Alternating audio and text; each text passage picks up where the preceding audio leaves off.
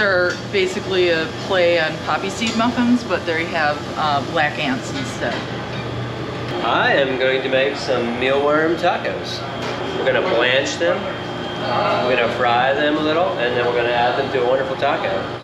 We are hosting a group of insect enthusiasts and business owners. Our intention today is to get ready for a dinner that we're going to offer in October at the Maine Tasting Center, where we're going to open up to the public, and we're going to do a workshop and a dinner where we are going to serve multiple courses of edible insects. I think these are cicadas. Are these cicadas? Yeah. Doesn't have a lot of flavor. I'm not sure I can eat the eyeballs. It's staring at us.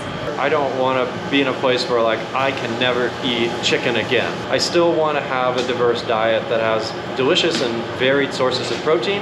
Insects, I think, represent an incredibly sustainable option. We can produce a lot of them. They can eat agricultural waste materials. They require very little water, and they're highly nutritious. This is cricket powder, which is one of our more popular products. It's got B12, omega-3. It's just a little nutritional powerhouse. This is actually considered a delicacy in Thailand. It kind of tastes like pumpkin seed. It's a giant water bug. Would anyone like to try a taco? They're ready. Yeah, Really good. that's really good. That's delicious. Yum.